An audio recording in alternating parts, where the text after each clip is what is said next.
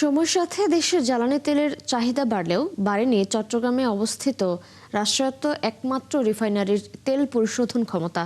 মধ্যপ্রাচ্য জুড়ে চলা ইরান আমেরিকা ইসরায়েল সংঘাতে হরমুজ প্রণালী বন্ধের এই সময়ে দ্বিতীয় রিফাইনারি থাকলে জ্বালানি নিরাপত্তা হুমকির মুখে পড়ত না, এমনটাই অভিমত বিশেষজ্ঞদের। তারা আরও বলছেন, জ্বালানি নিরাপত্তা বিশ্বব্যাপী জ্বালানি অস্থিরতার সময়ে এর মজুদ ঠিক রাখতে দেশে দ্বিতীয় রিফাইনারি নির্মাণের বিকল্প নেই।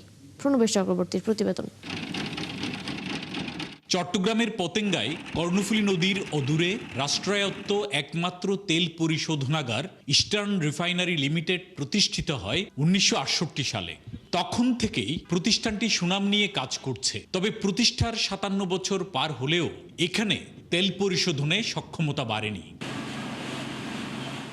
জ্বালানি সংশ্লিষ্টরা বলছেন, দেশে বছরে 65 থেকে 67 লাখ মেট্রিক টন জ্বালানি চাহিদা থাকলেও বর্তমানে অপরিশোধিত ক্রুড অয়েল থেকে ইস্টার্ন রিফাইনারির তেল পরিশোধন ক্ষমতা বছরে মাত্র 15 লাখ মেট্রিক টন। আর এই কারণেই মধ্যপ্রাচ্যে ইরান আমেরিকা ইসরায়েল যুদ্ধের এই সময়ে এসে দেশে জ্বালানি নিরাপত্তা হুমকির মধ্যে পড়ছে। এবং আমাদের যে রিজার্ভ এখানে রাখার যে সংরক্ষণ করার যে ব্যবস্থাপনাটা, সেটা যে দ্বিতীয় যে প্রজেক্টটা, সেটাকেও আরও দ্রুত এটাকে আপনার কমপ্লিট করে এটাকে আরও রিজার্ভ বাড়ানোর, রিজার্ভ সংরক্ষণ করার মতো আমাদের ক্যাপাসিটি তৈরি করা দরকার। আর ব্যবসায়ীরা বলছেন, সিঙ্গাপুর মালয়েশিয়ার মতো দেশ বাইরে থেকে কম দামে ক্রুড অয়েল কিনে পরিশোধনের মাধ্যমে নিজস্ব জ্বালানি মজুদ ঠিক রাখার পাশাপাশি পরিশোধিত তেল বাইরে রপ্তানি করে লাভবান হচ্ছে।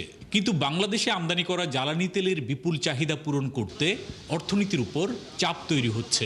প্রায় 50 থেকে 55 লক্ষ টন আমাদেরকে রিফাইন্ড জ্বালানি আমাদেরকে ইম্পোর্ট করতে হয়।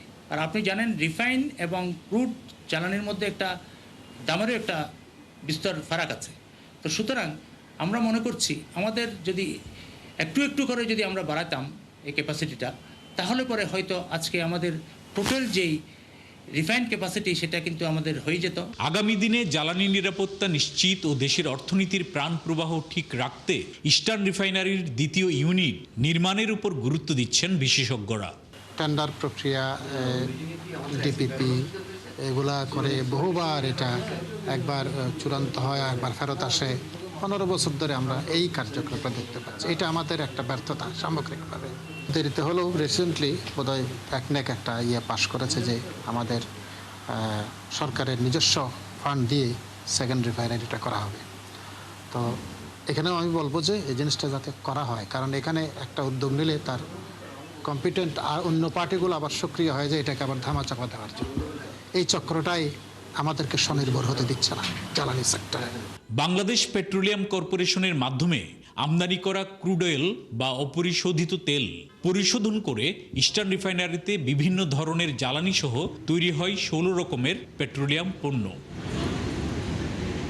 প্রণবেশ চক্রবর্তী, 71, চট্টগ্রাম।